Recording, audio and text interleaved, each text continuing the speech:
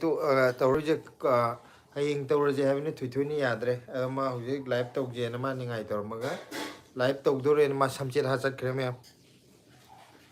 ꯊꯣꯏꯊꯣꯏ ꯍꯧꯖꯤꯛ ꯁꯝꯆꯦꯠ ꯍꯥꯠꯂꯒ ꯂꯥꯛꯑꯅꯤ ꯍꯧꯖꯤꯛ ꯍꯟꯗꯛꯇꯤ ꯅꯨꯃꯤꯠ 6-4ꯅꯤꯃꯨꯛꯁꯤ ꯂꯦꯞꯄ ꯃꯥꯜꯂꯦ ꯂꯥꯏꯚ ꯇꯧꯕꯁꯦ ꯐꯔꯛ ꯇꯥꯕꯒꯤꯀꯣ ꯑꯗꯣ ꯍꯌꯦꯡ ꯑꯣꯏꯅ ꯇꯧꯔꯁꯦ ꯍꯥꯏꯕꯅꯤ ꯑꯗꯨ ꯕ꯭ꯂꯦꯁꯤꯅ ꯀꯨꯏꯔꯦ ꯂꯥꯏꯚ ꯇꯧꯗꯕ ꯉꯁꯥꯏꯗꯒꯤ ꯉꯪꯕ ꯍꯧꯖꯤꯛ ꯃꯌꯥꯝ ꯕ꯭ꯂꯦꯁꯤ ꯆꯪꯉꯛꯀꯗꯧꯔꯦ ꯃꯥ ꯍꯧꯖꯤꯛ ꯀꯟꯅ ꯀꯦꯔꯤꯀꯣ ꯂꯣꯏꯔꯕꯣ ꯕ꯭ꯂꯦꯁꯤ ꯂꯣꯏꯔꯕꯣ ꯀꯀꯥ ꯃꯤ ꯂꯥꯛꯑꯦ ꯂꯥꯛꯑꯣ ꯏꯇꯥꯎꯕꯤ ꯍꯥꯏꯔꯛꯑꯦ ꯀꯀꯥꯅ ꯃꯥꯗꯤ ꯏꯇꯥꯎ ꯅꯠꯇꯦ ꯀꯀꯥ ꯍꯥꯏꯌꯣ ꯑꯩꯉꯣꯟꯗ ꯀꯧꯔꯛꯄꯅꯦ ꯏꯇꯥꯎꯒꯤ ꯅꯥꯃꯨꯛ ꯑꯉꯥꯡꯒꯤ ꯏꯇꯥꯎꯗ ꯁꯟꯊꯤ ꯂꯩꯔꯕꯗꯣ ꯑꯗꯨꯒ ꯆꯦꯆꯦ ꯑꯣꯔꯤꯅꯥꯁꯨ ꯂꯥꯛꯑꯦ ꯆꯦꯆꯦ ꯑꯣꯔꯤꯅꯥ ꯂꯥꯛꯑꯦ ꯁꯤꯗ ꯍꯜꯂꯣ ꯍꯥꯏꯕ ꯂꯥꯛꯑꯣ ꯍꯥꯏ ꯍꯥꯏ ꯇꯨꯗे ꯑꯥꯏ ꯑꯦꯝ ꯀꯝ ꯍꯥꯏꯔꯛꯑꯦ ꯆꯦꯆꯦ ꯑꯣꯔꯤꯅꯥ ꯂꯥꯛꯑꯦ ꯂꯥꯛꯑꯣꯅꯦ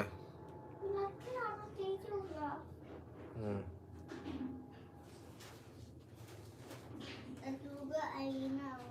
ꯕꯤꯁꯀꯤꯠ ꯆꯥꯄꯗ ꯁꯪꯒꯦ ꯇꯧꯕꯅꯦ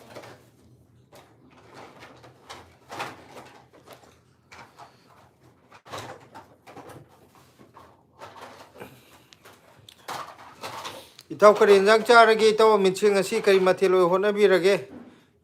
ꯆꯦꯆꯦ ꯑꯣꯔꯤꯅꯥꯒꯤ ꯀꯃꯦꯟ ꯑꯃꯁꯨ ꯂꯥꯛꯑꯦ always I am early nice live then I am not come live sorry ꯍꯥꯏꯅꯤ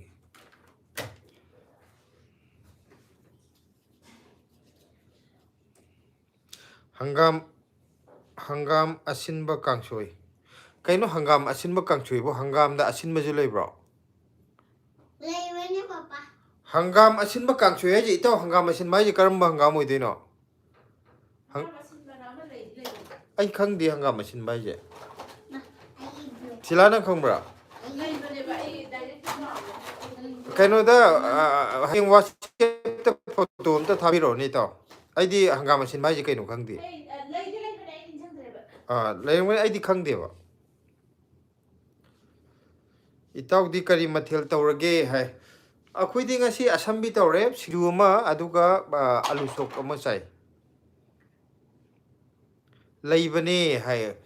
ꯑꯩꯗꯤ ꯈꯪꯗꯦ ꯍꯪꯒꯥꯝ ꯑꯁꯤꯟꯕ ꯍꯥꯏꯁꯦ ꯑꯩꯗꯤ ꯉꯁꯤꯅ ꯑꯍꯥꯟꯕ ꯇꯥꯏ ꯍꯥꯏꯗꯤ ꯂꯩ ꯍꯥꯏ ꯑꯩꯅ ꯁꯨꯝ ꯆꯥꯈꯤꯗꯕꯒꯤ ꯑꯩꯈꯣꯏꯗ ꯊꯥꯔꯛꯇꯕ ꯅꯠꯇ꯭ꯔꯒ ꯁꯨꯝ ꯆꯥꯈꯤꯗꯕ ꯑꯩ ꯈꯪꯗꯦ ꯆꯦꯆꯦ ꯑꯣꯂꯤꯅꯥꯅ always I am early night sleep then I am not come your life ꯍꯥꯏ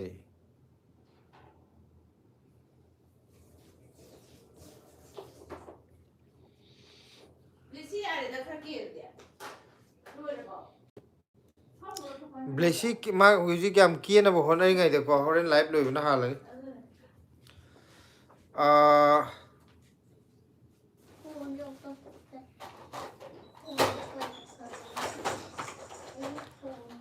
ꯀꯀꯥ ꯑꯃꯤꯠꯅ ꯍꯥꯏꯔꯛꯑꯦ ꯄꯤꯛꯆꯔ ꯊꯥꯔꯛꯀꯦ ꯍꯌꯦꯡ ꯃꯤꯡ ꯑꯇꯣꯞꯄ ꯂꯩꯔꯝꯕ ꯌꯥꯏ ꯍꯥꯏ ꯑꯝꯇ ꯊꯥꯕꯤꯔꯛꯑꯣ ꯑꯩꯗꯤ ꯈꯪꯗꯦ ꯍꯪꯒꯥꯝ ꯑꯁꯤꯟꯕꯁꯦ ꯍꯣꯏ ꯃꯃꯤꯡ ꯃꯥꯒꯤ ꯂꯝ ꯂꯝꯒꯤ ꯃꯇꯨꯡ ꯏꯟꯅ ꯃꯃꯤꯡ ꯈꯦꯠꯅꯕꯁꯨ ꯂꯩ ꯁꯤꯂꯥꯗꯤ ꯃꯥ ꯃꯁꯛꯇꯤ ꯈꯪꯗꯦ ꯇꯥꯗꯤ ꯇꯥꯈ꯭ꯔꯦ ꯍꯥꯏꯌꯦꯕꯀꯣ ꯎꯗꯤ ꯎꯈ꯭ꯔꯦ ꯃꯥ ꯀꯔꯝꯕꯅꯣ ꯅꯤꯡꯁꯤꯡꯉꯝꯗ꯭ꯔꯦ ꯍꯥꯏꯕ ꯑꯗꯣ ꯑꯩꯗꯤ ꯍꯪꯒꯥꯝ ꯑꯁꯤꯟꯕ ꯍꯥꯏꯗꯤ ꯁꯨꯡꯈꯪ ꯈꯪꯗꯦꯕ ꯑꯗꯨ ꯁꯤꯂꯥꯗꯤ ꯍꯥꯏꯐꯦꯠ ꯃꯥ ꯎꯈ꯭ꯔꯦꯅ ꯍꯥꯏ ꯑꯗꯨ ꯃꯥ ꯅꯤꯡꯁꯤꯡꯉꯝꯗꯕ ꯑꯗ ꯑꯩꯗꯤ ꯈꯪꯗꯕ ꯍꯪꯒꯥꯝꯒ ꯆꯞ ꯃꯥꯟꯅꯕ꯭ꯔꯣ ꯃꯁꯛꯇꯣ ꯍꯪꯒꯥꯝ ꯑꯁꯤꯟꯕ ꯍꯥꯏꯁꯦ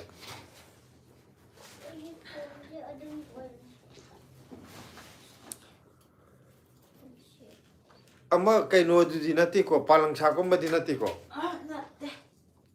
ꯍꯥꯏꯗꯤ ꯑꯁꯤꯟꯕ ꯍꯥꯏꯕꯗꯨꯗꯅꯦ ꯑꯩꯅ ꯄꯥꯂꯪꯁꯥ ꯍꯥꯏꯔꯛꯏꯁꯤꯅ ꯑꯁꯣꯛ ꯁꯥꯄꯝꯅ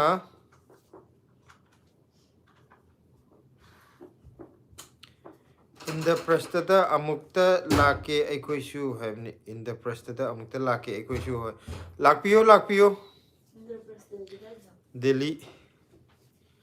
ꯏꯟꯗ꯭ꯔꯄ꯭ꯔꯁꯇ ꯊꯣꯜꯂꯦ ꯍꯥꯏꯕꯗꯨꯔꯥ ꯑꯗꯨꯒ ꯑꯃꯤꯠ ꯏꯔꯦꯡꯕꯝꯅ ꯃꯥꯟꯅꯗꯦ ꯍꯥꯏ ꯄꯥꯂꯪꯁꯥꯀꯁꯨ ꯃꯥꯟꯅꯗꯦ ꯍꯥꯏ ꯃꯥꯟꯅꯗꯦ ꯍꯥꯏꯁꯦ ꯑꯩꯈꯣꯏ ꯆꯨꯝꯅ ꯍꯪꯒꯥꯝꯒ ꯃꯥꯟꯅꯗꯦ ꯍꯥꯏꯕ ꯑꯣꯏꯔꯝꯒꯅꯤ ꯑꯗꯣ ꯍꯪꯒꯥꯝ ꯑꯩꯗꯤ ꯇꯥꯗ꯭ꯔꯤꯕ ꯃꯃꯤꯡꯁꯦ ꯇꯥꯔꯦ ꯃꯁꯛꯁꯨ ꯃꯥꯟꯅꯗꯦ ꯍꯥꯏ ꯈꯔ ꯈꯦꯠꯅꯩꯌꯦ ꯃꯌꯥꯝ ꯕ꯭ꯂꯦꯁꯤ ꯍꯧꯖꯤꯛ ꯀꯤꯕꯗ ꯂꯣꯏꯔꯦ ꯏꯪꯕꯔ ꯇꯧꯔꯦ ꯑꯩ ꯀꯩꯅꯣꯝ ꯎꯠꯂꯛꯀꯦꯀꯣ ꯃꯌꯥꯝ ꯇꯨ ꯂꯥꯏꯚ ꯇꯧꯕꯩꯅꯦ ꯇꯨ ꯀꯤꯔꯤꯁꯦ ꯑꯁ ꯗꯦꯁꯤ ꯎꯄꯨꯗ ꯀꯩꯅꯣ ꯆꯤꯡꯖꯜꯂꯣ ꯆꯦꯟ ꯆꯤꯡꯖꯜꯂꯣ ꯆꯦꯟ ꯍꯣꯏꯔꯣ ꯑꯩꯏꯁꯤꯡꯁꯦ ꯀꯀꯥ ꯕꯣꯏꯆꯥꯅ ꯇꯥꯃꯣ ꯆꯥꯛ ꯆꯥꯔꯕꯣ ꯏꯇꯩꯃꯗꯤ ꯎꯗꯦꯅ ꯕ꯭ꯂꯦꯁꯤꯒ ꯕ꯭ꯂꯦꯁꯤꯅ ꯂꯥꯏꯚ ꯇꯧꯗꯣꯔꯤꯅ ꯃꯦꯀꯞ ꯇꯧꯔꯤꯀꯣ ꯏꯇꯩꯃꯁꯤꯗ ꯅꯥꯀꯟꯗ ꯐꯝꯃꯤ ꯆꯪꯉꯛꯀꯗꯣꯔꯦ ꯕ꯭ꯂꯦꯁꯤꯅ ꯃꯤꯡꯖꯦꯟ ꯌꯦꯡꯉꯤꯅꯤ ꯕꯦꯛ ꯌꯥꯜꯂꯤꯅꯦꯅ ꯇꯨ ꯁꯤꯗ ꯑꯁ ꯀꯦꯕꯗ ꯂꯣꯏꯔꯦ ꯃꯌꯥꯝ ꯍꯧꯖꯤꯛ ꯕ꯭ꯂꯦꯁꯤ ꯆꯪꯉꯛꯀꯗꯣꯔꯦ ꯂꯥꯏꯚ ꯌꯥꯎꯕ ꯇꯧꯔꯨꯖꯧꯔꯕ ꯂꯥꯏꯚ ꯇꯧꯔꯝꯗꯥꯏꯒꯤ ꯀꯦꯔꯤꯅꯦ ꯀꯀꯥ ꯕꯣꯏꯆꯥꯅꯁꯨ ꯕ꯭ꯂꯦꯁꯤ ꯍꯪꯉꯛꯑꯦ ꯀꯩꯗꯧꯒꯦ ꯀꯀꯥ ꯕꯣꯏꯆꯥꯅ ꯀꯩ ꯍꯪꯉꯤꯅꯣ ꯑꯩꯉꯣꯟꯗ ꯅꯪ ꯎꯗ꯭ꯔꯦ ꯍꯪꯉꯛꯏꯅꯤ ꯀꯩꯅꯣ ꯀꯩꯅꯣ ꯁꯤꯗ ꯆꯦꯆꯦ ꯑꯣꯔꯤꯅꯥꯅ ꯑꯥꯏ ꯑꯦम ꯒꯣꯌꯤꯡ ꯕꯥꯏ ꯕꯥꯏ ꯕꯥꯏ ꯕꯥꯏ अजहर कहो अजहरुल हक है को आई एम पाकिस्तान है हेलो अजहरुल हक हाउ आर यू आप कैसे हो कक्का बोईचाना ब्लेसी वाओ है रे याम फजरी नंग लाइफ का कीबदो फजने कक्का ने फजे हानी अजहरुल हक ना फाइन है रे आप पाकिस्तान का कौन सा जगह से हो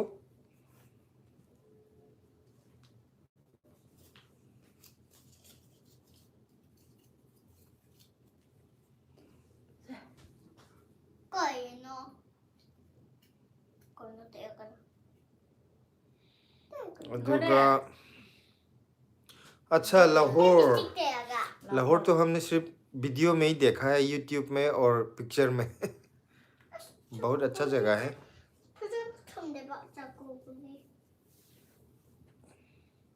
कक्का बोचाना तामो करी मथेल चागे ngasibo hoine injang hang kaw ngasidi sesila kai mathel charge boichana nge khoi hang ꯑꯩꯈꯣꯏ ꯉꯁꯤꯁꯦ ꯑꯂꯨ ꯁꯣꯛ ꯇꯧꯔꯦ ꯑꯊꯨꯕꯤꯗ ꯀꯔꯥꯏꯅꯣꯝ ꯆꯠꯂꯨꯕ ꯑꯩꯈꯣꯏꯁꯦ ꯑꯗꯨꯗ ꯍꯜꯂꯛꯄꯗ ꯑꯂꯨ ꯁꯣꯛ ꯑꯃ ꯇꯧꯔꯦ ꯑꯗꯒꯤ ꯁꯤꯡꯖꯨ ꯑꯃ ꯈꯤꯇꯪ ꯑꯃ ꯁꯨꯔꯦ ꯑꯗꯨꯗꯨꯒ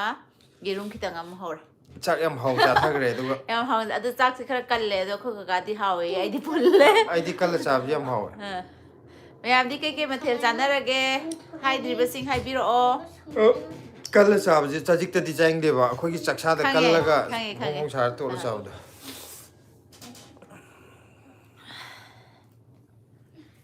wari ngak sanaro ꯍꯩꯇꯦ ꯁꯤ ꯀꯅꯥꯅꯣꯝ ꯂꯥꯛꯑꯦ kananom la e kananom la e thoi wakai pukai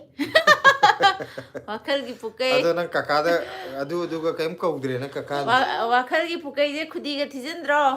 ꯕꯦꯁꯤꯅ ꯄꯟꯕꯒꯤ ꯀꯅꯥꯅꯣ ꯑꯃ ꯍꯥꯏ ꯇꯧꯔꯛꯏꯁꯦ kakadi wakhalgi bukai kakaji kangsoi chai hai re ꯀꯥꯡꯁꯣꯏ ꯍꯥꯎꯕꯅꯤꯀꯣ ꯌꯣꯡꯆꯥꯛ ꯁꯤꯡꯖꯨ ꯑꯃꯒ dark tv3 na hello hai hello hello aduga azharul haq na aap kidhar se ho hum Delhi हम से मणिपुर में है मणिपुर से है नहीं दिल्ली अभी तो हम दिल्ली में है चुमरा हम मणिपुर का रहने वाला हूँ फिलहाल दिल्ली में रहता हूँ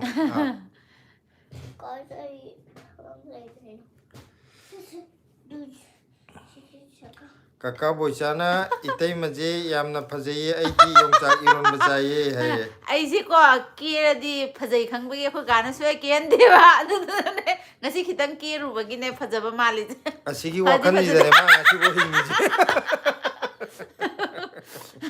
ꯑꯁꯤꯒꯤ ꯋꯥꯈꯟꯗꯅꯦ ꯑꯩꯅ ꯍꯤꯡꯉꯤꯁꯦ ꯅꯪ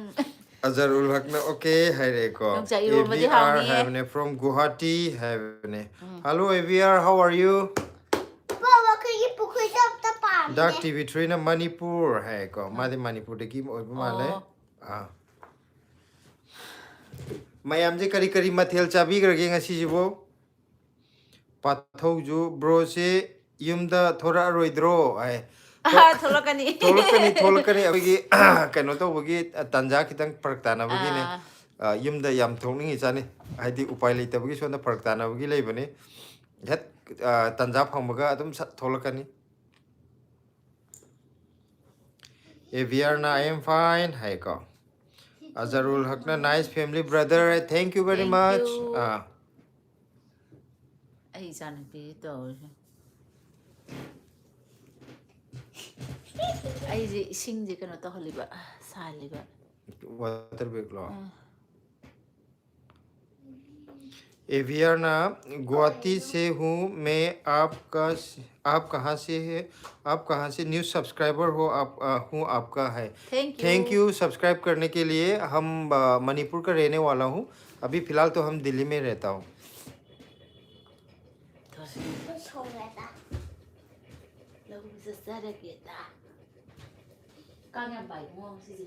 हाँ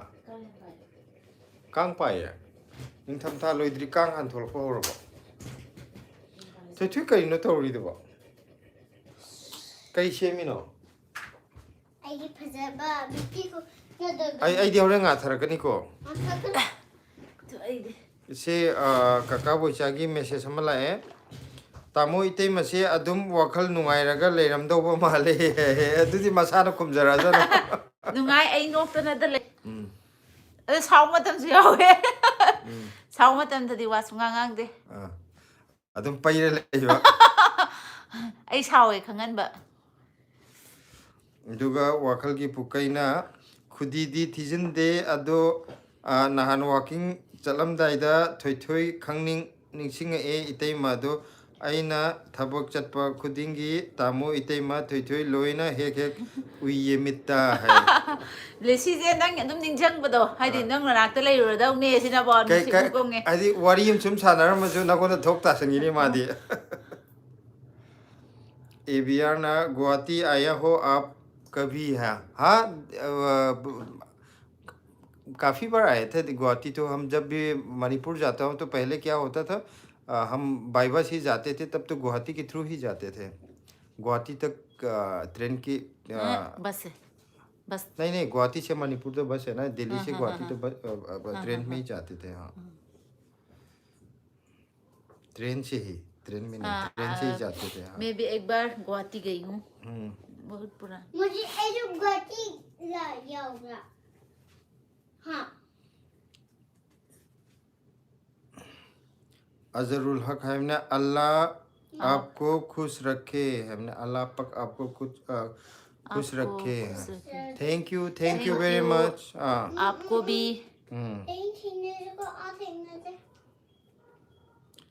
अंचल कुमारी हेलो कैसे हो अंकल भी हम लोग तो फोन में ही देखा है असल में तो नहीं देखा इसकी मम्मा हाँ हाँ नहीं इसकी तुम्हारी आंटी तुम्हारी आंटी देखी क्या हाँ अंकल नहीं अंकल तो नहीं देगा अंकल तो पागल हो गए क्या अंकल तो नहीं देगा दिखाई नहीं दिया फोन पे कैसे दिखाई देगा एक दिन अंकल के घर में चलेंगे ठीक है अंकल आंटी कैसे बताता है मम्मा को उसके फेस वो देखने के बाद पता चलेगी ठीक है कैसे बनाता है वखल की पुकैना थोई काका लेनिंग्ब्रो है लेनिंगे अदुदि सिदा चंग हाय लो लेनिंगे काका बोचाना सावदगी वखल नुआइबने हेलमदोबो माले अदुदि हेले जोश ना कई मथेल चारगे है कोई ngasi alu sogam chare singju yongchak kitang ama hape du singju am chare aduga yirum kitang ama hore aduga chathagare ngasi haun एवियरना असमीज लैंग्वेज में बोलो है नहीं असमीज तो हम नहीं आता हम मणिपुरी ही बोल सकता हूँ मणिपुरी हिंदी और इंग्लिश इंग्लिश से स्कूल दा लुल्लुना निंगथम थादा ngaren चाबा सिदी हावे हंगाम का चाबा सिदी मैताई इसे सिला कोई की लाइव यंग बसिसु वाखल यम नुंगाई हाय ब्लेसी गुड गर्ल है को थैंक यू अदुदि ai di ngaren yam janinge jamda matinje ngaren tap tai chahogadamne hajik sagala adi chak chaning de bahor ani bu ko ado ma ngaren yam chaning bade nungai ta na inga si jinga lebidre hayeng jatlani hayeng de ai thabak chin mi oi de ni ma tandradi yam hayeng tok pro ju kham ku yam mal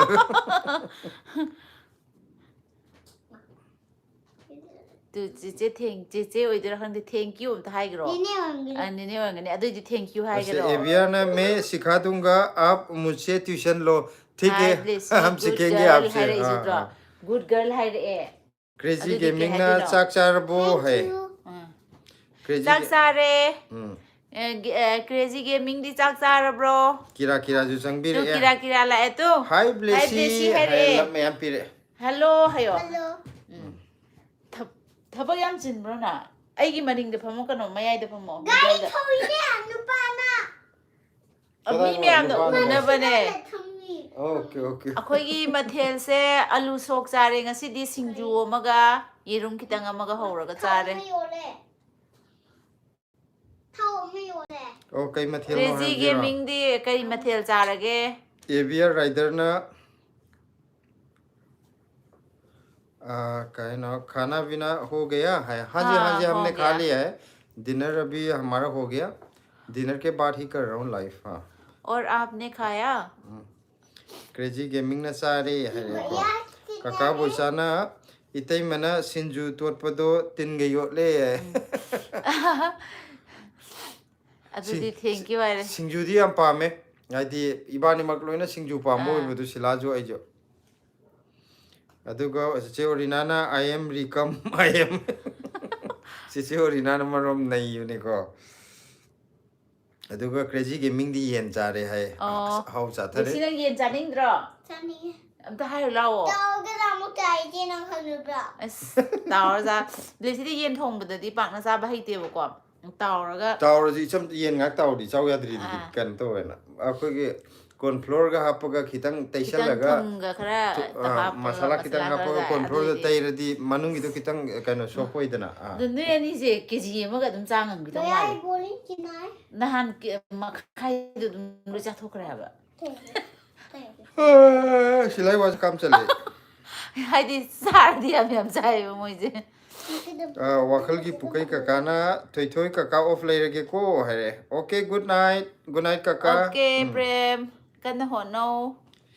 एवियर rider ना कभी मणिपुर जाएगा आप मणिपुर में कहाँ रहते हो है हम मणिपुर इम्फाल वेस्ट में हाँ कभी आप जाओगे तो कांटेक्ट कीजिए हम आपके लिए जो भी हमारे तरफ से मदद कर सकते हैं हम करेंगे जो भी इंफॉर्मेशन हो जो हम बता देंगे आपके हाँ काय देना से गुवाहाटी असम में एवियन मणिपुर जाना सपना है एक दिन जाएंगे बिल्कुल आइए मणिपुर में तो जो रिनाना थिरे ना वेयर इज ब्लेसी है रे सिलाई रे को ब्लेसी जे चिचे हायो चिचे सिलाई रे चिचे ने पिरे लव में हम जेंगो ब्लेसी blue thank you pink of the red हायो नंग जो हाइरो लव पिरो नंग जो purple green purple orange no red pink light pink नंग जो लव हम तो पिसन purple blue oh blue nang zume ambition garo yen chan garo blue green red red orange nung hai ge aduga gray melon color aduga colorful Instagram white yellow green purple orange black brown ya bala oh chocolate so कहीं ना एवियर rider ना आप लोगों का Instagram account है हमारा Instagram account तो नहीं है मगर फेसबुक में भाभी का है वो है RK सुशीला देवी के नाम से इसमें कोई आप मैसेज भेज दीजिएगा और हम बात कर सकते हैं RK सुशीला देवी है फेसबुक अकाउंट का नाम लुल्लूना इचे तामोगा योंगचाक मरु तोंगद्रिंगैदा सिंजू चारो याम येंबा नुंगाये है योंगचाक थी लै दे यारोय योंगचाक मु लै दे यारोय योंगचाक थी लोय लोय थोकरे योंगचाक थी खैम तो दे यारोय ना को चारके नोमा इन हाइदि योंगचाक कनो तो युमददी योंगचाक से लुपा चामे क्या तोर चान खंगदेन हजि होंगदर मदो माले गो का सिदा दिल्ली सिदी बा पोतांग रजानी फंगे आबे वन इचे सिपागरे एवियर ना क्यूट है बच्चा है थैंक यू अदुगा सुभाषिनी ना लाइव ती यामना नुंगाये ब्लेसी सु याम नुंगसिये हैबने थैंक यू हर लाओ ब्लेसी काका बोचाना ngasi di hindi लोन बा ngak tang hai re पाव फाउना भाई ने मतेक लो लिम ने हई तब पुंगलो लोन ले ने भाई एवियर राइडर ना हाय है रे को aduga kainona Mas chesi Orinana for my Blessy. cute flower blessy as lay mayam jengo beautiful lay mayam red color gi lay mya pi re pink ka to see wow hai gro Yellow ka. yellow jaw bra pink ju yawe yellow ju yawe Ah. rose ju yawe thank you hai gro Kamana ye na. kamai yi ino ba Mm. ye punate Kay kaman thai na. Mukhuna to ya. aduga Romesh Chandra Moirang Themna tamo itema blessy yam nungai yengba blessy su yam nungsiye haide si jo mu nung si adu thank you haida ba mina nungsi haraga Thank you, thank you, thank you, thank you. rider na ne Red, red. thank you to love you to sangro nang imphal da di samagi Finger. ma yung saksi am taw Imphal da di lulu na ibirei je Imphal da di chamagi train thui trom dei to yung chati adu di amka tharak na to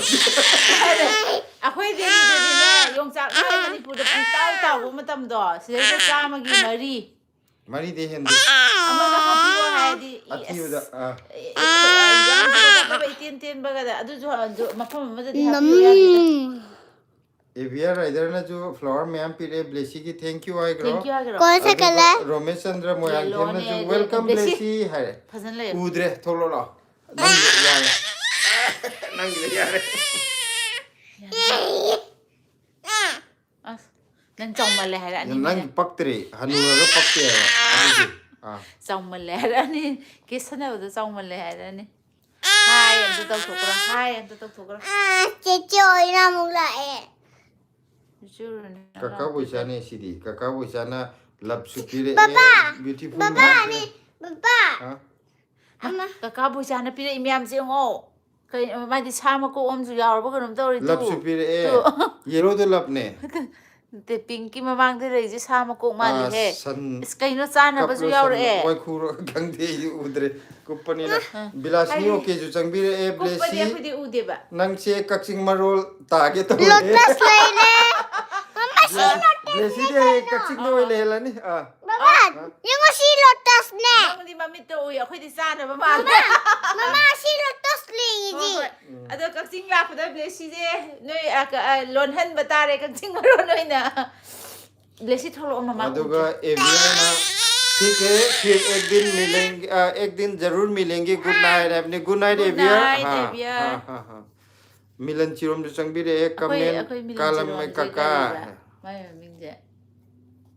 kari mangalay Nati. mangalay bi ललैबी lalay bi ra oh ललೈ मा हायो हाय बता ललैबी है lalay bi ako lalay bi la eh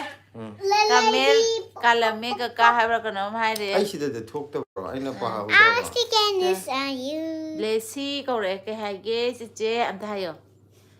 ललैबी की ठोक ते दा हाना होजी पा दे haji ka ta ne lai se mamang da di समाय ना तो भी हम यावे मैं हम दी इरा laga amata sakti de ba देखो बिंडिंग yare हाय se हाय se ने discomfort chula discomfort chula pire hawai jar yon bagi blog yengjare delhi kadai jaga dano kakana laise aisu saket ta kuina lairame hai akoina laijina aine market hen manak tane saket ke junak na re ko yam thaptre hojikti saket ina aine bok la puje metro de yam nungai na lai chatla ai direct station ahum mari dang chatpani na ko yam nungai na chatpe yare Evian good night blessy Mithoi se papa se samdara nu night Papa si na kay job da se sai sai screen dam ta am ta toro Mama da sa screen da to way hoyega jo kay apche यार half kilo ये form लो पापा Kong ना यार half होरे होरे sai sai screen da papa yare am ta hoi आई मान से form जो खोंग जना है se makha da Makha da phang se, oh, Papa ay jo kay hamin na nga hatang le na hat Hatang le na hap. se da sai sai screen da haro kari hai bano Isa screen da way tape to way aduga live otore Isa ayo da way tape to Ako kamen te pagi am ta holo ko se da se kadu Didi to fazana hai de na tra luluna blessing nu sibi ai khoi ki nanaw na yeng liye nanaw macha su se se ko re blessy kai hai gi na blessy now na hai vidre hai kai hai gi na now nanaw ko yum thola aga thengna ji ko koi The now uh I gonna Okay, lakte pujan gini. Okay, lumda lakte. Modi Manipur they लाइबने Modi Manipur अखोइना Manipur they लाइरगा थेंनागदौने Blessy they Ay, अखोइ Manipur da koinde. सिदा लाक्तबा मिजे याम सावबने अखोइ युमदा लाक्तरदि मास दुम सावरने चिचे ओरिना ना अमुक लाए तो चिचे ओरिना लाए Chiche orina lak. Okay, chiche orina lakte buki ay amuk shower. कोरो वालना नुंगाइरि बो याम्बा हाइरेको नुंगाइरिये कोरो कनि मतेल चाबिरगे ngasiजे अदुगा ललैबिना काका नहांगै लाइव थादे कैगिनो हाय सोंदा नहांगै दु थबक खितंग फरक तारबा मतमदो फंगनद्रबा अदुगी थारक्तबने Boro we. लमयानबा हाय चाक चारबो इचे ददा हाय चाक चारे लमयामबदी चाक चारबो अदुगा डिस्कम्फर्ट ना इदोमचा से बिंदी याम पामजबा माले याम पक्सै फजै इदोमचा है मो एदी बिंदी एम ना मो ए बिंदी ना बिंदी बिलासनी ओकेना बसंत कक्चिंगदा लाखबदा आई उबदा सिलागा नबानी वांथनी नोइबगी है सिलादा किता खाइबिरो अतै अतै आइने बिंदी ना मिजे आई मौ ने ता इने दुना अते नोइबदा किता खाइबिरो हाबनीदा आई अतै अतै दे नोइनिंग दे माइ दे खितंग नोइनिंग अदो अखोइगा तिनबा मिडी अयामना लोइ मसा फबनिको हेल्दी लोइ ओइबने कनो सिला खक्तने खरा आई खतने मोइ मरक चंगबदा सिकंग नरिजे अदुगा चेचे ओरिना ना yes I draw with my head हा हा हा हाय को लुलुना चेचे कौरे खुम्बिरो चेचे कौरे ननाव ना कौरे इने से ननाव ना हेलो ननाव खुमो बेसी से ना से मावन हाइरनो सिदा ओइनो अनजलगा हेलो चेचे कौरे ब्लेसी तरंग चखरे ब्लेसी अमु मा लेखलकपुनि को मा बुजी कनोगी थोइथोइजे खर कोक लेखाइबगी अइना गुली एम सेम दे यार Chamo kono. Tainde. उसरानी युमनाम जंगबिरे ए ब्लेसी गुड नाइट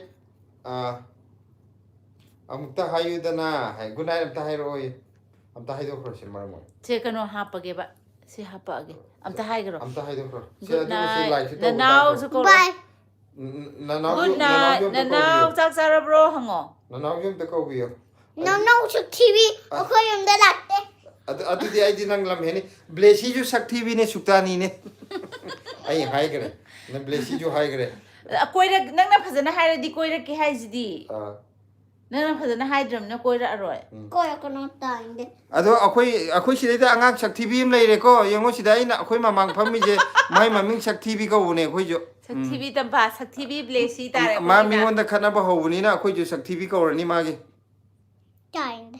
अखोई कौनी नंग ताइंग जो शक्ति भी दुम कौने अदुगा राजू शर्मा लप मयाम पीरे एबको लमयान बना सारे दादी करी मथेल चारगे हैबको अखोई की से ngasi alu sok चारे सिंजू मगा अदेगी चचे नंग लाइडर दे दिया स्वाइद फमरो सो अदु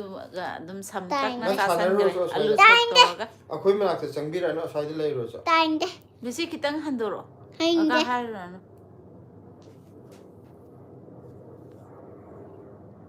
ते अखोई बोइचागी कमेंट बोइचागी कमेंट पार के हो तामो पुंग कया फाव थादोइनो अदो हवाइजार अमुक्तंग चाबिरो योंगचाक सिंजू अमगा मथंग वीडियो दा चाबिरो है हवाइजार जे मथंग लोम दा चातारे हंदकी हवाइजार दो नान जोन बदा अहुम लेमे एन तोबदो नोंगालागा अंगांग अममुंगला अमे अदुगा अंगसुंग फोन तौरे अतोपा अंगांग अमजो अदो मोइगी दुना हाइदो खरे लांबा अंगांग दुजु मोइ खरे हेन लौनिंग बने अदो अरेबगे पुगरे अदुगा फोन दा लाखपदुजु मोइ लाओना हाना फोन गिदुजु हाइनरबा अदुगा सोंदा युमदा लाखनबदुना लुरेना युमदा लाखपदुना पुगरे फोन दा तोबदु कैंसिल चले अदो हंदकी अमुंग लोन बदा केनो तोगे अदुदो इन चार्जर अगे हौजिक्ति अखोइगी जु चानिंगाइ लेहौद्रे अहामददि अखोइगी सिना चारे अखोइगी ओइरगे फरेन खंजरोबने अदुगा लास्ट दा अदुजु मपु थोगले हाइतारे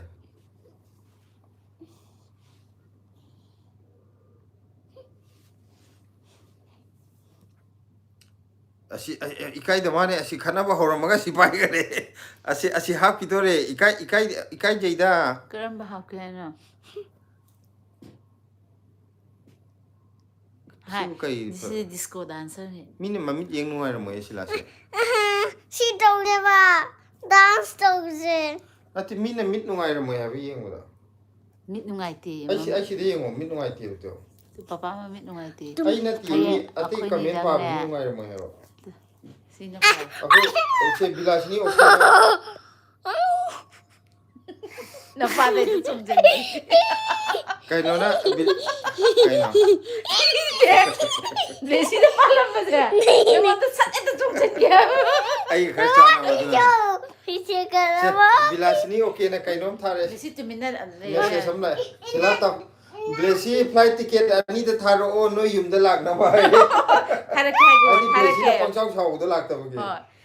Tharake hayo. Nene tharake. Nasay boy sa ay masa ko sa ito. Pasari mo yan mo. Picture! Mama, sabi picture! Kariya. Aduga Milan Chirom na Lotus ka yam pire Rosu pire Blessy gi ne na. Papa, picture! Milan Chirom je kay no ni ko. Papa! Baby. Thoi thoi yam lang no.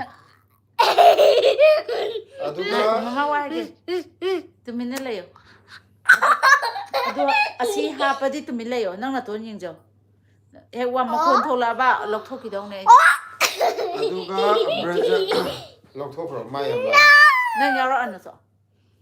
Mayam lang e ba. Ado di nang yaro ano. Tuminan layo. Se mathang comment parake ko. Brazil ahong sangbam nei bire ise YouTube channel ani chapi da yawa angang ama yamale. Ai raitra.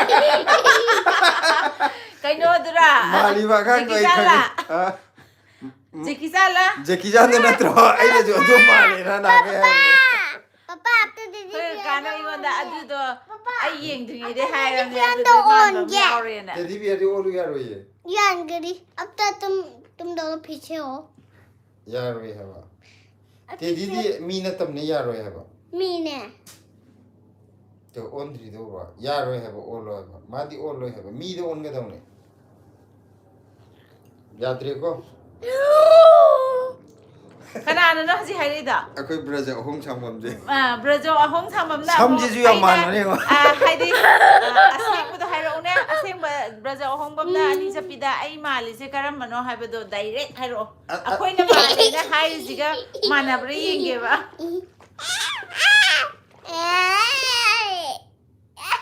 Aduga chisi orina na I am going bye bye you are angry then guys bye I am go to sleep hai ko. As kaka si ju sange tamo ito na kari dang charge hai. Si de alu sok sare. Adu wari akan to mai ka no hango ma pham do kamai. Nang di haji hai di nang haji lai ma pham do kamai tawri. Un na kari phibam de lai ri hai tare weather. Luluna ai khoi ki na nau di liri ka we hai ro mai ja. Sakthi bi kaute da nungsibi hai ne. Sorry hai garo. Nene sorry aina ngai da haji hai bane hayo. Hai ro nang sakthi bi hai ba gi. Hello na naw ji je phajadra hangom da. Sorry hai Picture ro. picture. Nang na sorry hai ro na nau Je da na naw ji je ble si je phajadra. Ado nang nau da nang na saw gi sorry hai ro saw ro hai ro. I di nang ado pa I saudre sorry hai dre di I di dum hawar kan. Sorry na naw hai garo. Sorry, no, no. Phajana hayo na adu khoi du ya de. Sorry, no, no. Saw go no phajana hayo. Phajana saguno. Chiche na phagi tau bani ko hai. Chiche na phagi to bane. Cheche blessy je ko Ai phagi to bane. Chiche ble si je amomo kok lai khat le hayo. Amta hayo. Hayo amta. Amta hayo. Chiche ble si je amomo kok lai khat le na amta blessing de ba. Chiche blessy je ko gyam na khale. Amomo Kakao. Amaga pag agi pulche ya. na naw khoi da koi ro hai garo.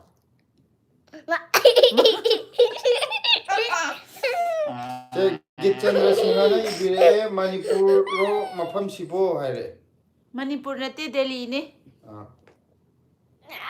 Lamyan bana karigino blessy sauri do karigino Manipur da la adi hawai jar do yonche hai re. Yonje yonje. discomfort na filter se idom chaga blessy ga di kaishu tok de kaka di hoi mai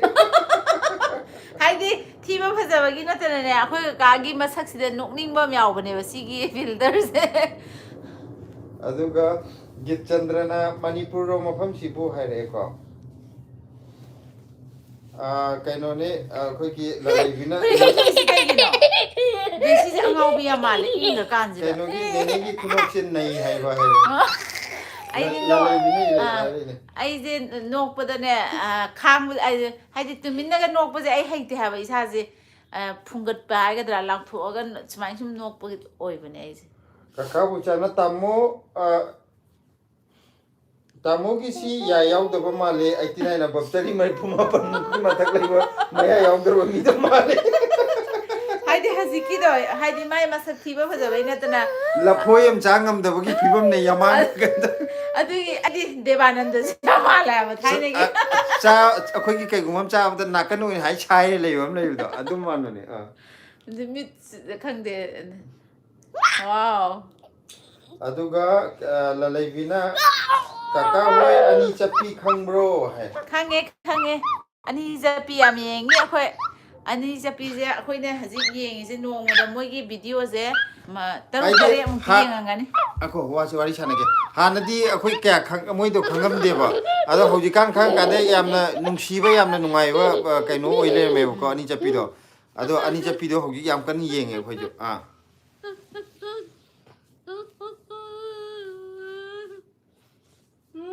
aduga git chandrana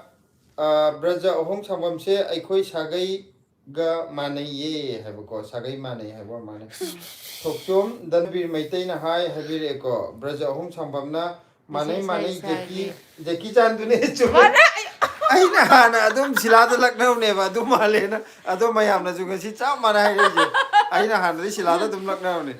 그가나 아이나 삼두가 야마네 아두기 아마 후란바기 그놈 내보내 봐 angang sana pot ko ram gi am yaw do aina adu dum laknai ne ba silada 아두도 마나 한바 그가디 한바 내보내 봐 아두도 실라나 시기 후란바 사바제 야마레나 아두마나 하라가 akhoi ni ihan han ba ni chapi gi blog yeng baje moina poche huram bagi hadi angang masado akhoi gi mi gi poche yam huran ba ngasai gi jekijan man bi angang duga atopa angang mo toraga mi mayum dei angang gi sana pot ka si pura huralaga mabok na dum hural halak pura kenom to gi blog am yawgi adun ihan aduna first time yeng bane ba ni chapi gi je adai aduna mitu dai na haibne ba si de huram bi sari ba angang magi samkak masak chi keno sila male nai lakna ne ba 하디 아두마 던도죠 아이 삼제 깍뿌 꾸이드리보고 아두도 야마나도 아두디 아니 저피기 제기 잔동나 코주 파오르게 파오보이저르게 말라바니 나와서 aduga thokchom dana bina hai habiri ko kaka boisana manbu malaga leirami de je adu thokchom dana bina ani chapido aikhoi gi manakta gi ne adudi dana bije yelang kariba moi gi kano to 농하다 nongda nati 농하다 그래 양강폭비 yangang pokpi Dum. che mamang khang 양강폭비지 농하다 막 하오랑니 koi paring oiram bani ba ado aina hadi lam maming du de ho, adu ho, te ba aina ta gi da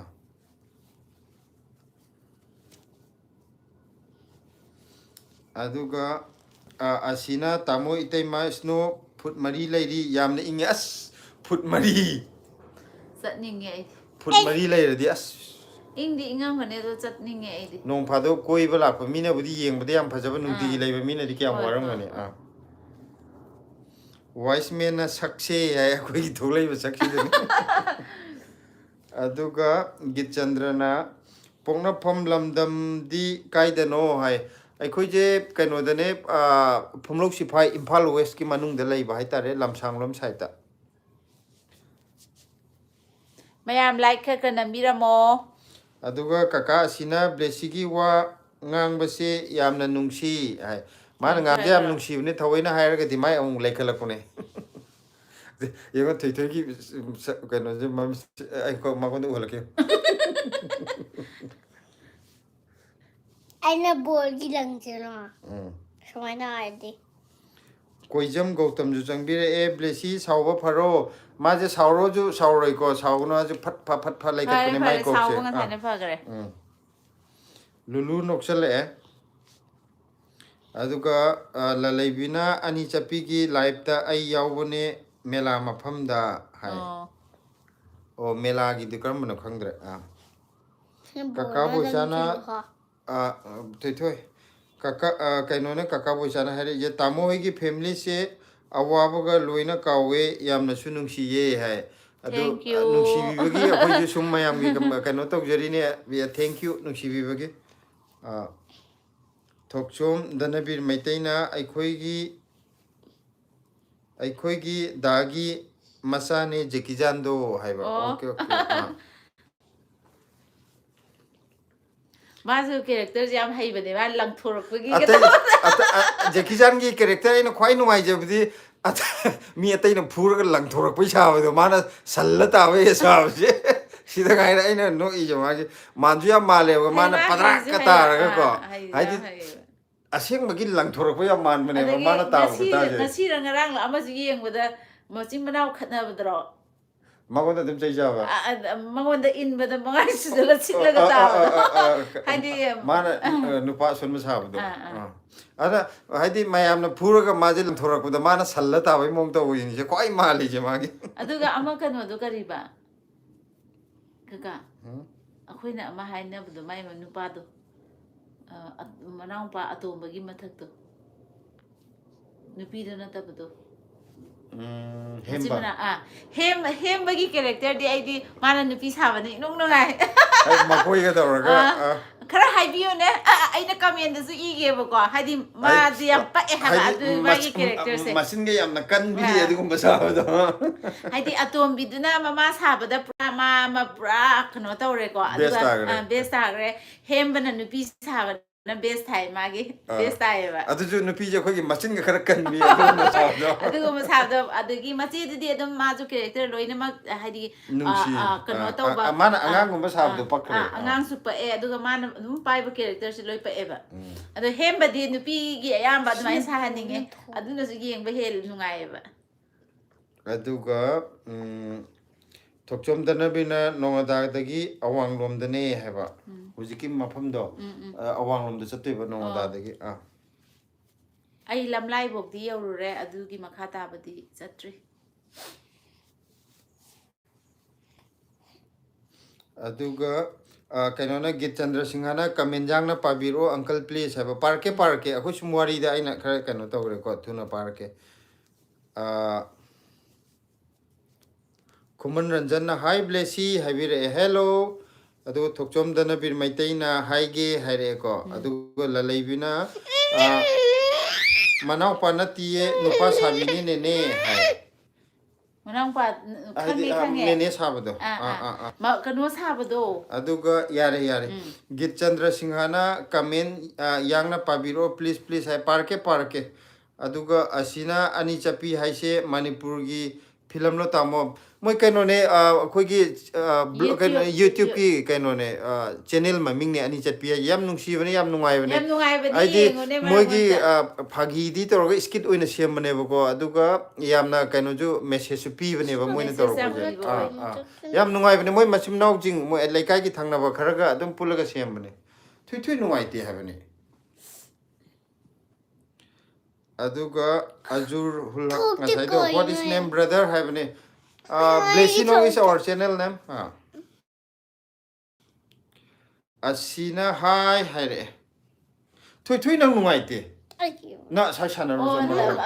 ꯀꯩꯅꯣꯁꯦ ꯅꯪꯉꯣꯟꯗ ꯆꯪ ꯂꯩꯔꯦ ꯑꯗꯨꯗꯨꯒꯤꯅꯦ ꯁꯥꯏꯠꯇ ꯑꯝꯇꯪ ꯂꯧꯊꯣꯛꯑꯣꯅ ꯌꯥꯔꯕꯣ ꯌꯥꯔꯦ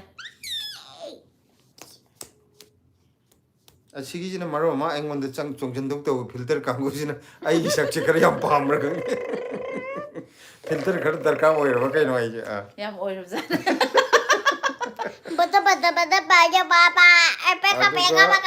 ꯊꯣꯛꯆꯣꯝꯗꯅꯕꯤꯔ ꯃꯩꯇꯩꯅ ꯃꯤꯅꯅꯦ ꯌꯥꯝ ꯂꯥꯡꯉꯦ ꯍꯥꯏꯔꯅꯤ ꯊꯣꯛꯆꯣꯝꯗꯅꯕꯤꯔ ꯃꯩꯇꯩ ꯑꯩꯗꯤ ꯅꯪ ꯂꯝ ꯑꯗꯨꯝ ꯍꯦꯜꯂꯤꯉꯩ ꯑꯩꯗꯤ ꯊꯛ ꯁꯤꯛꯂꯛꯀꯅꯤ ꯊꯣꯛꯆꯣꯝꯗꯅꯕꯤꯔ ꯃꯩꯇꯩꯅ ꯍꯦꯝꯕ ꯍꯣꯏꯗ ꯐꯣꯟ ꯇꯧꯔꯒ ꯍꯥꯏꯈꯤꯒꯦ ꯍꯧꯖꯤꯛ ꯑꯩ ꯑꯗꯨꯒ ꯑꯗꯣ ꯃꯣꯏꯒꯤ ꯌꯥꯝ ꯅꯨꯡꯁꯤꯕ ꯑꯃꯅ ꯃꯅꯥꯎ. ꯃꯣꯏꯒꯤ ꯃꯆꯤꯟ ꯃꯅꯥꯎꯁꯨ ꯑꯣꯏꯕ ꯃꯣꯏ ꯀꯥꯡꯕꯨꯗꯣ ꯊꯕꯛꯀꯁꯨ ꯑꯗꯨꯝ ꯊꯋꯥꯏ ꯌꯥꯎꯅ ꯁꯨꯕꯒꯤ ꯃꯑꯣꯡ ꯎꯠꯂꯛꯄꯗꯣ ꯑꯗꯨ ꯌꯥꯝ ꯐꯩ ꯑꯂꯨꯒ ꯊꯥꯗꯅ ꯈꯣꯠꯇꯅ ꯍꯣꯠꯅꯔꯤꯗꯣ ꯍꯥꯏꯗꯤ ꯍꯧꯖꯤꯛꯀꯥꯟ ꯑꯉꯥꯡꯁꯤꯡꯁे ꯊꯕꯛ ꯁꯨꯕ ꯑꯉꯥꯡꯁꯤꯡꯁꯦ ꯃꯌꯥꯝꯕꯨꯗꯤ ꯂꯩꯔꯝꯒꯅꯤ ꯑꯗꯨꯏꯁꯨ ꯀꯌꯥ ꯎꯔꯛꯇꯕ ꯁꯨꯅꯤꯡꯗꯕ ꯑꯉꯥꯡ ꯍꯦꯟꯅ ꯌꯥꯝꯅ ꯂꯩꯕ ꯃꯇꯝꯁꯤꯗ ꯃꯣꯏꯅ ꯍꯥꯏꯗꯤ ꯃꯣꯏꯒꯤ ꯌꯨꯇ꯭ꯌꯨꯕꯀꯤꯗꯨꯁꯨ ꯐꯖꯅ ꯍꯤꯡꯅꯕ ꯍꯣꯠꯅꯔꯦ ꯍꯥꯏꯗꯤ ꯐꯖꯅ ꯃꯌꯥꯝꯅ ꯅꯨꯡꯁꯤꯗꯅ ꯆꯠꯂꯩꯀꯣ ꯑꯗꯨꯒꯤ ꯃꯊꯛꯇ ꯃꯣꯏ ꯊꯕꯛꯀꯁꯨ ꯑꯗꯨꯝ ꯁꯨꯕ ꯇꯟꯗꯅ ꯂꯩꯕꯁꯦ ꯑꯗꯨ ꯌꯥꯝ ꯐꯩꯌꯦ ꯅꯨꯡꯁꯤ ꯍꯥꯏꯇꯥꯔꯦ ꯑꯇꯩꯗꯤ ꯑꯩꯈꯣꯏ ꯂꯩꯀꯥꯏꯗꯕꯨ ꯑꯣꯏꯒꯦꯔꯥ ꯃꯤꯒꯤ ꯂꯩꯀꯥꯏꯗꯕꯨ ꯑꯣꯏꯒꯦꯔꯥ ꯍꯧꯖꯤꯛꯀꯥꯟ ꯑꯉꯥꯡꯒꯤ ꯊꯕꯛ ꯀꯌꯥ ꯁꯨꯅꯤꯡꯗꯦꯕ ꯌꯥꯝ ꯁꯝꯅ ꯍꯥꯏꯔꯕꯗ ꯂꯣꯏꯅꯃꯛꯀꯤ ꯋꯥ ꯅꯠꯇꯦꯀꯣ ꯑꯃꯣꯠꯄ ꯄꯥꯏꯅꯤꯡꯗꯕ ꯍꯥꯏꯒꯗ꯭ꯔꯥ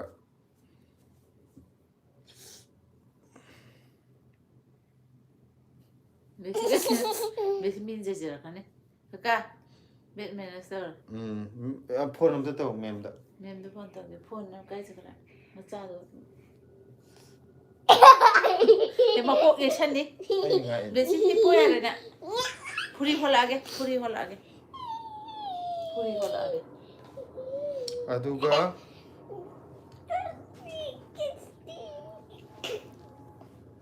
ꯀꯩꯅꯣ ꯑꯗꯨꯅ ꯂꯥꯏꯐꯇ ꯁꯨꯝ ꯃꯊꯛ ꯃꯈꯥ ꯆꯤꯡꯊꯣꯛ ꯆꯤꯡꯁꯤꯟꯗ ꯍꯦꯛꯇ ꯌꯥꯎꯔꯛꯄ ꯑꯩꯅ ꯀꯃꯦꯟ ꯂꯥꯛꯄ꯭ꯔꯅ ꯐꯠꯂꯣꯛ ꯆꯤꯡꯊꯕꯗꯣ ꯑꯃꯨꯛ ꯁꯤꯒꯤꯁꯦ ꯑꯩ ꯀꯩꯅꯣ ꯈꯔ ꯇꯞꯄ ꯃꯥꯜꯂꯦ ꯁꯦ ꯀꯩꯅꯣꯒꯤ ꯀꯃꯦꯟ ꯂꯥꯛꯑꯦ ꯀꯔꯤꯕ ꯂꯂꯩꯕꯤꯅ ꯄꯥꯔꯛꯑꯣꯗꯅ ꯍꯥꯏꯌꯦꯀꯣ ꯀꯃꯦꯟ ꯏꯔꯗꯤ ꯄꯥꯔꯛꯀꯗꯣꯏꯅꯦ ꯀꯃꯦꯟ ꯏꯔꯛꯇ꯭ꯔꯗꯤ ꯄꯥꯅꯤꯡꯉꯥꯏ ꯂꯩꯇꯦꯀꯣ ꯗꯤꯁꯀꯝꯐꯣꯔꯠꯅ ꯃꯤꯠ ꯆꯣꯡꯊꯣꯛꯀꯗꯧꯔꯦ ꯀꯀꯥ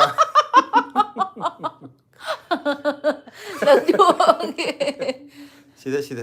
ꯊꯪꯅꯕꯁꯤꯗ ꯑꯩꯈꯣꯏꯗꯤ ꯍꯩꯖꯗꯦ ꯁꯤꯁꯨ ꯑꯗꯨꯒ ꯑꯁꯤꯅ ꯇꯥꯃꯣ ꯏꯇꯩꯃ ꯄꯨꯟꯁꯤ ꯅꯨꯡꯁꯥꯡꯅ ꯂꯩꯕ ꯑꯣꯏꯌꯨ ꯑꯩꯁꯨ ꯄꯣꯊꯥꯔꯒꯦ ꯏꯪꯕꯁꯤꯗ ꯒꯨꯗ ꯅꯥꯏꯠ ꯁ꯭ꯋꯤꯠ ꯗ꯭ꯔꯤꯝ ꯍꯥꯏ ꯄꯣꯊꯥꯔꯣ ꯍꯥꯏꯗꯤ ꯑꯏꯪꯕ ꯃꯐꯝꯗ ꯂꯩꯕꯅꯤꯅ ꯃꯥꯅꯦ ꯋꯥꯁꯨ ꯃꯥꯅꯦ ꯋꯥꯔꯝꯒꯅꯤꯀꯣ ꯍꯣꯏ ꯑꯗꯣ ꯄꯨꯟꯁꯤ ꯅꯨꯡꯁꯥꯡꯅ ꯂꯩꯕ ꯑꯣꯏꯒꯦ ꯅꯥꯗ ꯌꯦꯛꯇꯕ ꯅꯪꯁꯨ ꯅꯥꯒꯅꯣ ꯑꯗꯨꯒ ꯁꯥꯟꯇ ꯀꯣꯌꯥꯏ ꯉꯝꯗꯪ ꯁꯥ ꯍꯥꯏꯕꯀꯣ ꯑꯗꯨꯒ ꯆꯥꯛ ꯆꯥꯔꯕꯣ ꯍꯥꯏ ꯆꯥꯔꯦ ꯁꯥꯟꯇꯗꯤ ꯀꯔꯤ ꯃꯊꯦꯜ ꯁꯥꯟꯇꯒꯤꯗꯤ ꯆꯥꯕꯤꯔꯒꯦ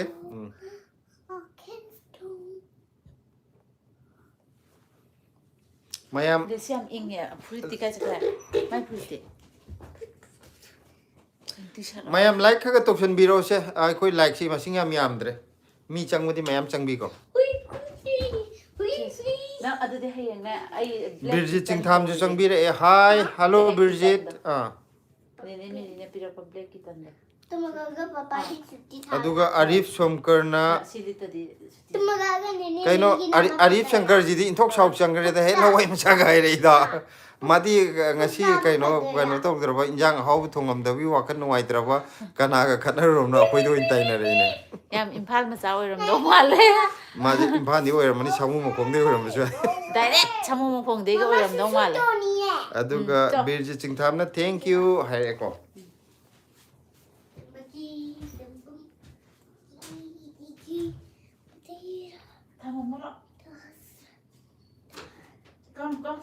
Come fast. Okay, Mama.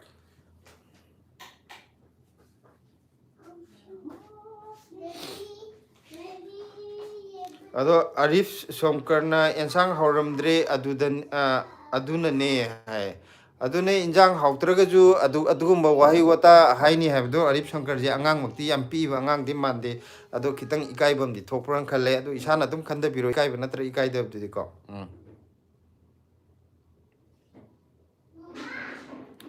ꯑꯗꯣ ꯃꯌꯥꯝ ꯀꯩꯅꯣꯗꯤ ꯍꯧꯖꯤक ꯃꯤꯗꯤ ꯃꯁꯤꯡ ꯐꯅꯌꯥꯝ ꯆꯪꯕꯤꯔꯛꯑꯦ ꯂꯥꯏꯛ ꯈꯔ ꯅꯝꯖꯟꯕꯤꯔꯛꯑꯣ ꯗꯤꯁꯀꯝꯐꯣꯔꯠꯅ ꯉꯁꯤꯗꯤ ꯍꯋꯥꯏꯖꯥꯔ ꯌꯣꯟꯕ ꯆꯠꯂꯨꯕ꯭ꯔꯣ ꯀꯀꯥ ꯍꯥꯏ ꯌꯣꯟꯗꯦ ꯑꯩꯈꯣꯏ ꯀꯩꯅꯣꯅꯦ ꯁꯟꯗꯦꯁꯦ ꯑꯃꯃꯝ ꯂꯦꯞꯄꯒ ꯃꯊꯪ ꯁꯟꯗꯦꯁꯦ ꯑꯃꯨꯛ ꯂꯣꯟꯒꯦꯅ ꯈꯜꯂꯤꯌꯦ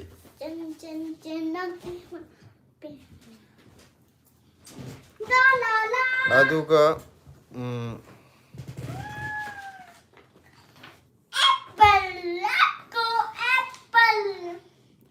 ꯕꯤꯔꯖꯤꯠ ꯆꯤꯡꯊꯥꯝꯅ ꯂꯥꯏꯞ ꯆꯪꯉꯒꯦꯀꯣ ꯍꯥꯏꯔꯣ ꯃꯥꯏꯁꯤꯕꯨꯀꯣ ꯑꯗꯨꯒ ꯑꯔꯤꯐ ꯁꯣꯝꯀꯔꯗꯣ ꯍꯧꯖꯤꯛꯀꯤꯗꯣ ꯅꯨꯡꯉꯥꯏꯔꯤꯕꯣ ꯎꯗ ꯀꯨꯏꯔꯦꯕ꯭ꯔꯣ ꯍꯥꯏꯔꯛꯑꯦꯀꯣ ꯀꯩꯅꯣ ꯆꯤꯟ ꯊꯤꯗꯣꯛꯎꯔꯒ ꯅꯤꯌꯣꯝ ꯆꯨꯝꯅ ꯍꯥꯏꯔꯛꯏꯁꯦ ꯍꯥꯏꯗꯤ ꯑꯩꯈꯣꯏ ꯑꯣꯏꯅ ꯍꯩꯅꯗꯕ ꯑꯃ ꯐꯥꯎꯋꯦꯀꯣ ꯍꯌꯦꯡꯒꯩ ꯑꯗꯨꯃꯥꯏꯅ ꯍꯥꯏꯕꯤꯔꯛꯀꯅꯣ ꯍꯥꯏꯗꯤ ꯍꯥꯏꯅꯤꯡꯕ ꯂꯩꯔꯁꯨ ꯊꯃꯣꯏꯅꯨꯡꯗ ꯑꯗꯨꯝ ꯑꯁ ꯃꯣꯏ ꯑꯗꯨ ꯇꯧꯔꯦ ꯑꯗꯥ ꯇꯧꯔꯦꯅ ꯊꯃꯣꯏꯅꯨꯡꯗ ꯈꯜꯂꯒ ꯑꯗꯨꯝ ꯀꯩꯅꯣ ꯇꯧꯔꯛꯑꯣ ꯍꯥꯏꯗꯤ ꯅꯪꯅ ꯑꯗꯨ ꯑꯩꯈꯣꯏꯗ ꯍꯥꯏꯔꯛꯑꯦꯅ ꯑꯩꯈꯣꯏ ꯅꯨꯡꯉꯥꯏꯇꯕꯒꯤ ꯅꯠꯇꯦꯕꯀꯣ ꯍꯥꯏꯗꯤ ꯃꯌꯥꯝ ꯃꯃꯥꯡꯗ ꯑꯗꯨꯃꯥꯏꯅꯒ ꯍꯥꯏꯕꯗꯣ ꯏꯁꯥꯅ ꯏꯁꯥ ꯍꯥꯏꯗꯤ ꯀꯩꯅꯣ ꯇꯧꯕꯒ ꯁꯤꯗꯖꯕ ꯆꯞ ꯃꯥꯟꯅꯩꯗꯅ ꯑꯩꯈꯣꯏꯗꯤ ꯀꯔꯤꯝ ꯀꯥꯏꯗꯦ ꯍꯥꯏꯗꯤ ꯁꯤꯗꯩꯗ ꯐꯖꯗ꯭ꯔꯤꯁꯦ ꯅꯪꯒꯤ ꯑꯣꯏꯗꯣꯏꯅꯦꯕ ꯍꯥꯏꯗꯤ ꯋꯥꯉꯥꯡ ꯁꯉꯥꯡ ꯍꯥꯏꯗꯤ ꯐꯖꯗꯕ ꯅꯪꯅ ꯃꯤꯁꯦ ꯑꯩꯈꯣꯏꯗ ꯊꯤꯅ ꯍꯥꯏꯔꯛꯑꯒ ꯑꯗꯨꯃꯛ ꯀꯦꯔꯦꯛꯇꯔ ꯑꯩꯈꯣꯏꯅ ꯑꯗꯨ ꯑꯣꯏꯕ ꯅꯠꯇꯕꯅꯤꯅ ꯑꯩꯈꯣꯏꯗꯤ ꯀꯔꯤꯝ ꯈꯟꯗꯦꯕ अदुगा कमलेश दीक्षित ने हाय हरे हेलो कमलेश बहुत दिन के बाद है ना कमलेश आप कैसे हो कमलेश डिस्कम्फोर्ट ना समू मखोंदगी नत्ते सुनाब से ना होने खंड्रे अदुदी अदुगा करीबा अखोगी ललैबिना कमेंट पारओ ngसाइगै कमेंट थाबसे पारक्ते ब्लॉग तौसनग्रबो हैब्रो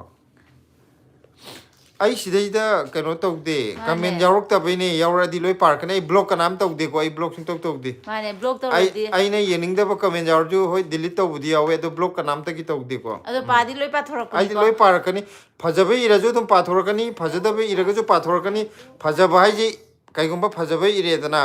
आई इरेइबा मिदुगी मगुन्नेबा आइने पाथोकपा आइगी नतेबा अथीबे इरेदना इरेइबा मिदुगी मगुन्ने पाथोइबा आइगी नते आइदी इरेइबदु पाथोकपने फजबा अथीबदुदी इबिरेइबा मिदुगी मखा पोले अदुना आई कनामता ब्लॉक तौदे दुगा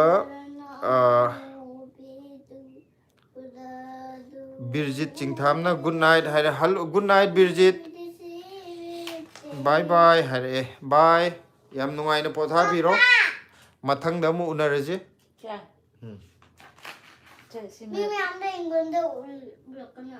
असिकम लाइक नो मागिया स्कूल की लाइक आदा थंबरा थंदे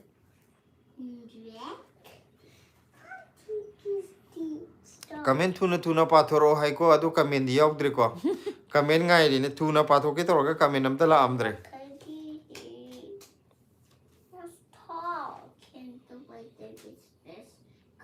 तौरे ngसाइना ट्रांगा सुंथोरे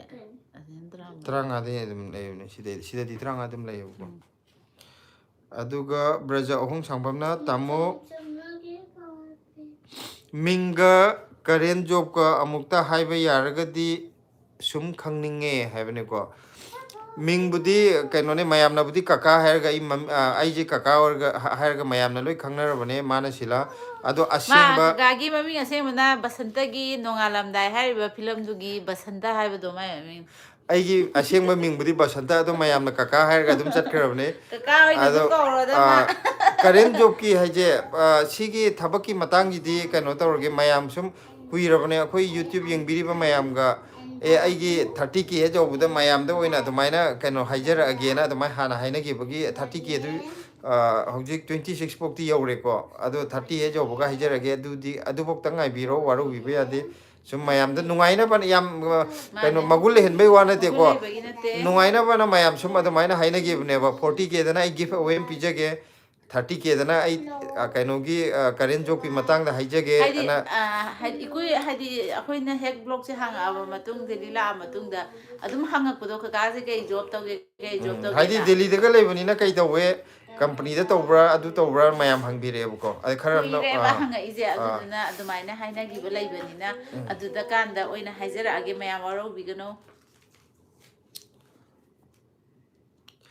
ꯆꯥꯎꯕ ꯊꯥꯡꯖꯝꯅ ꯀ꯭ꯂꯥꯁ ꯀꯌꯥ ꯀꯥꯔꯤꯒꯦ ꯅꯆꯥꯅꯨꯄꯤꯗꯨꯕꯣ ꯍꯥꯏꯕꯅꯦ ꯏꯆꯥꯅꯨꯄꯤꯁꯦ ꯅꯔꯁꯔꯤ ꯀꯥꯔꯤ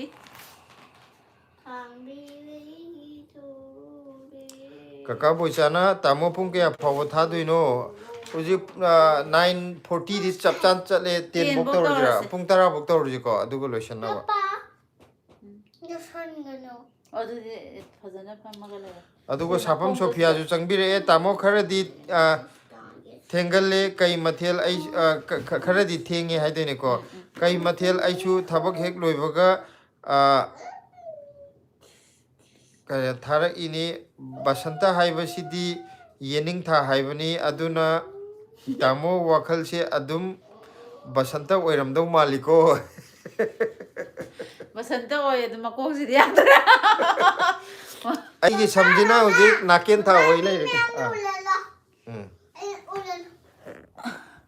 ꯇꯨ ꯕ꯭ꯂꯦꯁꯤꯁꯦ ꯑꯝꯇ ꯎꯠꯄꯤꯔꯛꯑꯣꯌꯦ ꯇꯨ ꯂꯥꯏꯔꯤꯛ ꯌꯥꯝ ꯀꯟꯅ ꯄꯥꯔꯤ ꯃꯥ ꯃꯔꯝ ꯃꯣꯛꯇ꯭ꯔꯥ ꯃꯌꯥꯝ ꯕ꯭ꯂꯦꯁꯤꯒꯤꯗꯃꯛꯇ ꯂꯥꯏꯛ ꯑꯃꯃꯝ ꯅꯝꯕꯤꯔꯛꯑꯣ ꯑꯅꯧꯕ ꯏꯆꯤꯟ ꯏꯅꯥꯎ ꯆꯪꯉꯛꯄꯁꯤꯡꯅ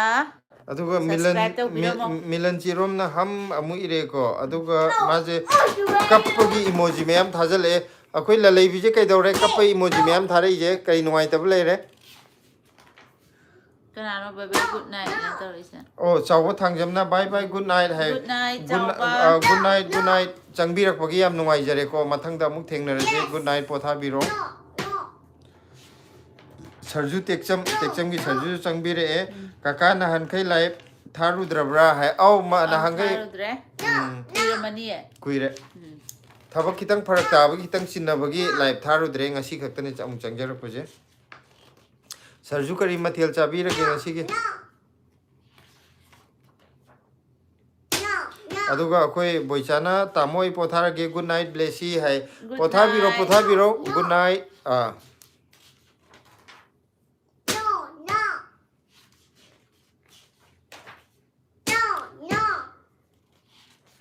ꯑꯗꯨꯒ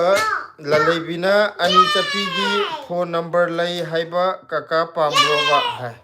ꯐꯣꯟ ꯅꯝꯕꯔꯗꯤ ꯂꯧꯔꯔꯣꯏꯒꯦꯗ ꯀꯣꯟꯅ ꯄꯥꯝꯃꯀꯥꯟꯗ ꯍꯥꯏꯔꯛꯑꯒꯦ ꯍꯥꯏꯗꯤ ꯕ꯭ꯂꯣꯛ ꯑꯣꯏꯅ ꯑꯗꯨꯝ ꯌꯦꯡꯉꯒꯦꯕ ꯑꯗꯨ ꯀꯩꯅꯣ ꯐꯣꯟ ꯅꯝꯕꯔ ꯀꯃꯥꯏꯅ ꯂꯩꯔꯝꯃꯤꯅꯣ ꯑꯩꯈꯣꯏ ꯀꯩꯅꯣꯗ ꯂꯂꯩꯕꯤꯗ ꯑꯅꯤ ꯆꯠꯄꯤꯒꯤ ꯐꯣꯟꯁꯦ ꯀꯃꯥꯏꯅ ꯂꯩꯔꯤꯅꯣ ꯈꯪꯅꯕ꯭ꯔꯕ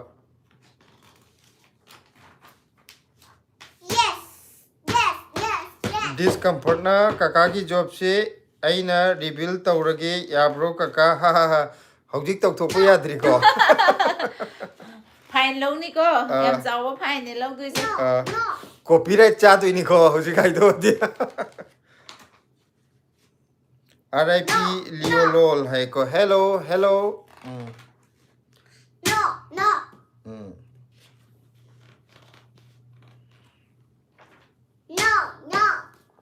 Kaino ꯑꯁꯤꯒꯤ ꯀꯤꯁꯤꯅ ꯏꯕ discomfort na sam naken tha oiraju wakhal ga thamoi ga di yang basantane o adudi yam thi chumme hai tare aduga lalaibina melada thengnabada lahoriba aikoi papana hai okay okay ꯀꯔꯝꯕ ꯃꯦꯂꯥꯅꯣ ꯊꯦꯡꯅꯔꯤꯁꯦ ꯃꯣꯏꯒꯤ ꯃꯦꯂꯥꯁꯦ ꯑꯅꯤ ꯑꯍꯨꯝ ꯂꯛꯇꯤ ꯑꯩꯈꯣꯏꯁꯨ ꯌꯦꯡꯉꯕ aduga sarju tekchamna ngasidi nganu thongba chai kakati kari mathel charage noi nganu thongba hairamna khoi injang mathen ga haidu ikai re da ꯁꯤꯗꯤ ꯑꯂꯨ ꯁꯣꯛ ꯆꯥꯔꯦ ꯁꯤꯡꯖꯨ ꯑꯃꯒ ꯌꯦꯔꯨꯝ ꯈꯤꯇꯪ ꯑꯃ ꯍꯧꯔꯦ ꯑꯩꯈꯣꯏꯗꯤ ꯉꯁꯤ ꯊꯕꯝ ꯆꯠꯊꯣꯛꯎꯕꯒꯤ ꯈꯔ ꯊꯨꯅꯕꯅ ꯑꯂꯨ ꯁꯣꯛ ꯑꯗꯨꯝ ꯇꯧꯁꯟꯈ꯭ꯔꯦ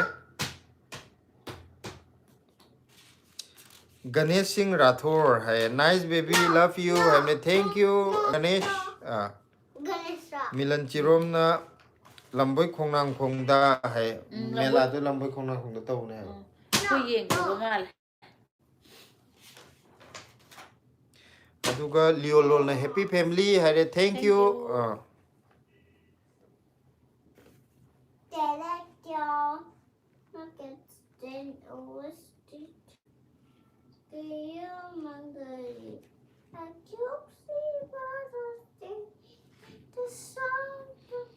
aduga kainona lalaibina bye bye kaka hai bye bye good night potharo potharo Liolona best wishes to your family have thank you very much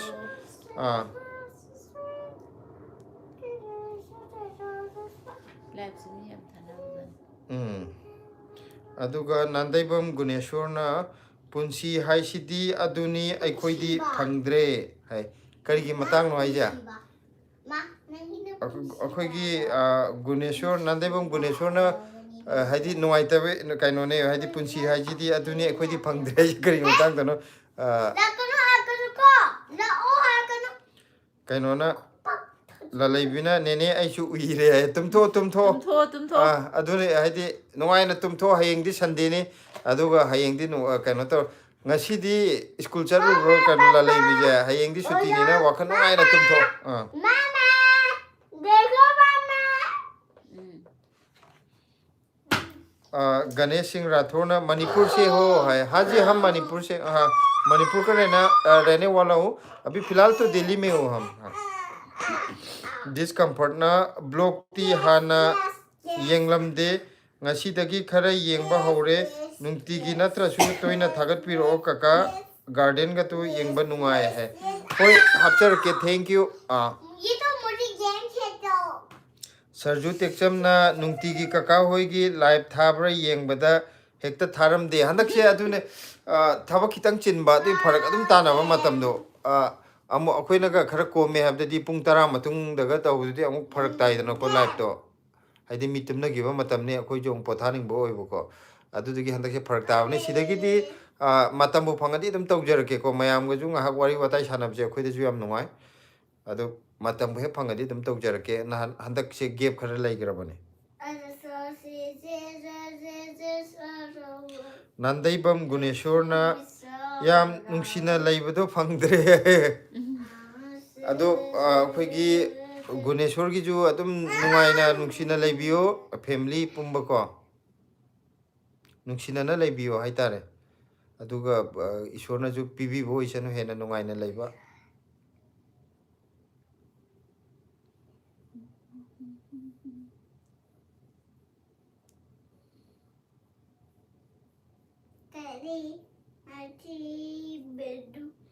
स्लाइक हम तोक्सन बिरे 18 योग्रे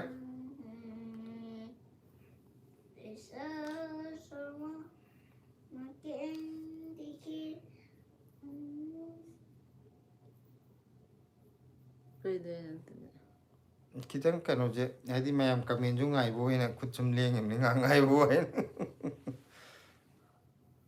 सरजू टेक्चम ना मणिपुर ददी ngasi सुटी ओय रेली अचौबा अमा लैबगी होय कोकोमीना सिलगा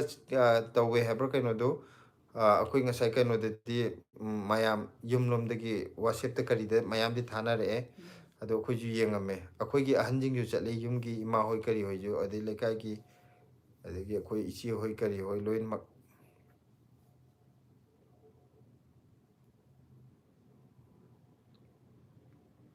मीदी याम याम माले को ꯃꯤ ꯌꯥꯝ ꯌꯥꯝꯕ ꯃꯥꯜꯂꯦ ꯎꯕꯗ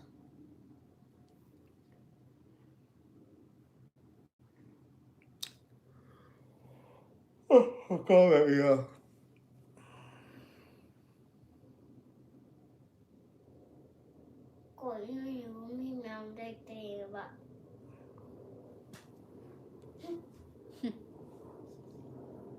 अखोइ तुमिन तुमिन लेना रे आई जु केम हाइदे ꯑꯩꯗꯤ ꯇꯨꯝꯅꯤꯡꯉꯦ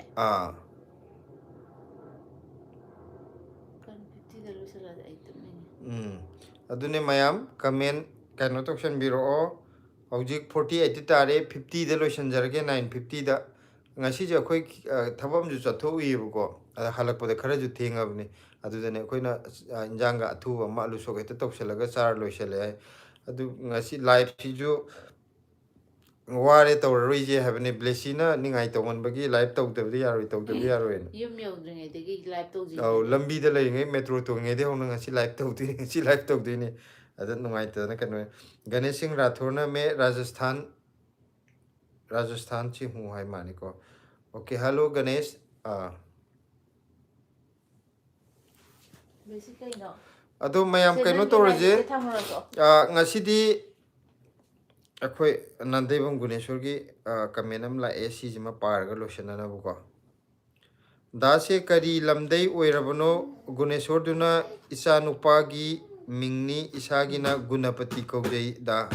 ओके ओके मथंग ददी निंजंग अनि गुनेश्वर गुणपति दि हाइफेट मानवनि को बाइदि निंजंग बद खर लाइदौ माले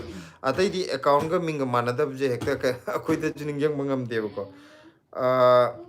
दासे करी लमदई ओइरबनो हाइबने अखोइ जे कनो दगिने फुमलोक सिफाइ दगिने इम्फाल वेस्ट लेबने हाइदि अतोप जगागी मिनदि क्यादि खंगदबने अखोइ लमजे अखोइ लाइन गी ओइबोबुदि खंगबको अखोइ इम्फाल वेस्ट लमसांग लेबदो अदोन साइड तगिने अखोइ गी लेकाइ गी ममिंग न फुमलोक सिफाइ कवैको सरजू टेक्सम ना मणिपुर से याम वारे द काका है अदुने वाबदी फजना वारे है अखोइ जु खंगजे